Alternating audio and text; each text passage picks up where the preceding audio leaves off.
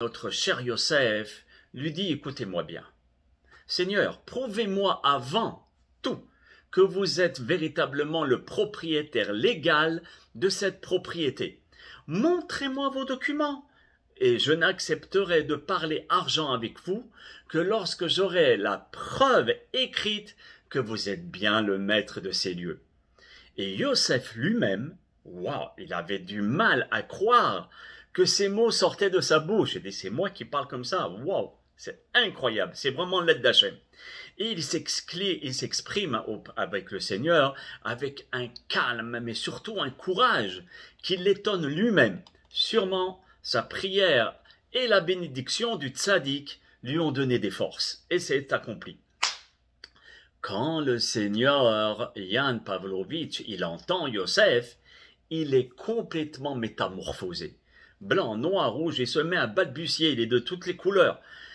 Et il lui dit, mais qui t'a révélé que je ne suis pas en possession des documents? Même ma femme, mes enfants, la police, personne, tout le monde ignore.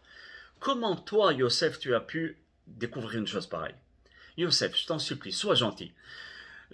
Ne me dénonce pas aux autorités, à la police. Maintenant, c'était incroyable. Comment reconnaître le comte qui était sûr de lui il y a 2 minutes? Il était en train de menacer notre Yosef et même prêt à le descendre. Et il avait une assurance totale. Et maintenant, toute cette assurance l'a abandonné. Regardez un petit peu, ça s'appelle la Siata d'Ishmaïa. En araméen, ça veut dire Siata, l'aide d'Ishmaïa des cieux. Et pour toute chose, il faut demander à Akadosh Baruch Hu l'aide d'Akadosh Baruch Hu. Toujours, il faut lui demander son aide. Et là, c'était flagrant. Et lorsque Yosef y répond au Seigneur, il lui dit, écoutez-moi, lorsque vous m'avez menacé de me renvoyer, c'est très simple. Nous, les Bnei Israël, on a des maîtres. Et je suis allé voir mon rabbi, qui est un homme très très saint. Et Pavlovitch lui dit, comment il s'appelle? Un rabbi Israël Baal Shem Tov. Il lui dit, j'ai entendu parler de lui.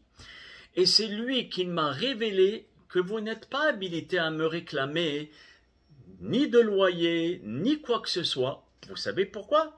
Parce qu'il est sûr et certain, mon rabbi, que vous ne possédez aucun document légal, monsieur. Le Seigneur, il reste muet de stupeur. Il réfléchit en silence et là, il se dit, est-ce que je le tue? Est-ce que je dis que c'est faux? Il ne savait plus quoi faire. Mais qu'est-ce qu'il va faire? Il va avouer, parce qu'il va demander quand même de l'aide. Il lui dit, tu sais, Yosef, ton maître, ton rabbi, il a raison. Je n'ai pas de documents. Mais attention, je suis l'héritier légitime de toute cette propriété. Et vraiment là, tout a changé. Ça veut dire Yosef qui parle avec sûreté et le Seigneur qui lui parle très doucement et lui dit d'une voix conciliante, écoute Yosef, faisons un accord. Allons ensemble chez ton rabbi. Et c'était pour ça qu'il était intéressé et c'est pour cela qu'il ne l'a pas tué. Vous voyez, ou bien renié. Il s'est dit, peut-être ce rabbi qui connaît la vérité, il va m'aider. Et il lui dit, allons ensemble chez ton rabbi. Et s'il est capable de voir à travers sa longue vue ou avec sa prophétie ce qui se passe, alors il verra sûrement où se trouvent mes documents attestant le droit sur ce patrimoine, parce que je t'assure, Yosef, que tout m'appartient. Et si nous trouvons les documents, je te promets, Yosef, que tu resteras toute ta vie, toi et toute ta descendance, gratuitement sur mes terres. Je te réclamerai rien du tout et on fera un contrat, pas de souci. Yosef s'est dit, waouh, pas de souci, mon Seigneur, je vous amène chez mon rabbi. Il s'habille vite et il marche comme 2 jeunes hommes chez le Baal Shem Tov. Et c'est là où le Baal Shem Tov lui dit, il tire une carte devant les 2 visiteurs, une carte de Saint-Pétersbourg. Et il lui dit au Seigneur, vous voyez ici ce quartier? Eh bien, voilà, ici exactement, il fait un cercle sur la carte. L'homme que vous cherchez, il se trouve là. Et il lui donne un petit point et il met exactement de son stylo la présence de la personne qui a les documents du Seigneur. Et il lui dit, c'est lui qui détient les documents prouvant que vous êtes bien l'héritier de cette propriété. Parce que je sais que vous ne mentez pas et que toute cette propriété vous appartient. Mais vous n'avez aucun papier. Alors, allez-y et que Dieu soit avec vous. Jan Pavlovitch, il prend une décision très rare chez les non-juifs, mais en général chez les seigneurs, qui sont hautains et puis ils écoutent personne. Et il met toute sa confiance, une confiance absolue auprès de Rabbi Israël à Baal Shem Tov. Et il part sans discuter avec notre Yosef à Saint-Pétersbourg. Et le jour même, il part avec Yosef là-bas. Pendant plusieurs semaines, ils explorent à fond et de fond en comble la ville. Et ils cherchent, et il se dit, mais c'est pas possible, on n'arrive pas à trouver. Il nous a mis un point ici, il a mis un cercle et un point ici, mais on dirait que c'est inexistant. Et le comte, vraiment, il finit par se décourager, parce que le quartier que le Baal Shem Tov avait désigné sur la carte, il n'existe pas. Alors il était carrément déçu, il s'est dit, ah, je croyais que c'était vrai.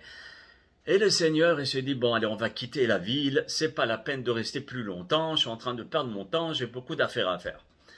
Et notre Yosef, il lui dit, non, il ne faut pas se décourager. Mais il lui dit, mais non, on ne va pas trouver, tu vois très bien qu'il n'y a rien dans l'adresse là où le Baal Shem Tov. Il lui dit, regarde, tu es le seul homme qui sache que je n'ai pas de document. Alors, on n'a qu'une chose à faire. Tu ne me fais pas d'ennui. Moi, je ne te fais pas d'ennui. Ne révèle le secret à personne. On fait un contrat tous les deux. Et je garderai ma promesse que tu pourras rester ici, toi et toute ta descendance, gratuitement. Yosef, il s'est dit, mais ça sert à rien, puisque Be'ezrat Hashem, le Mashiach, il va venir et je vais être à Jérusalem, en Israël. Qu'est-ce que je vais rester en Russie? Non. Yosef, il l'encourage. Il lui dit, écoutez, mes seigneurs, il ne faut pas abandonner, parce que si mon rabbi a dit, c'est que c'est vrai. C'est quelqu'un qui ne se trompe jamais. Il a l'aide de Dieu. Il lui dit, écoutez-moi, et si le rabbi a senti que vous n'avez pas le document, alors il va aussi sentir et il sait absolument aussi où se trouvent les documents dans cette ville de Saint-Pétersbourg. Et ne perdez pas courage, il ne faut pas perdre patience, il faut être... Vous savez, nous les bénis Israël, qu'on a été habitués d'être vidés d'une ville à une autre et on cherche, on est très tenace. On a ça dans les gènes et on ne se décourage pas, Baruch Hashem. On a reçu dans nos gènes par nos ancêtres. Mais Jan Pavlovitch, il n'avait pas ça. Mais malgré tout, il se laisse convaincre par la confiance totale de Yosef. Il se dit, waouh, comment il a confiance en son maître. Alors là, il accepte de rester encore quelques jours à Saint-Pétersbourg.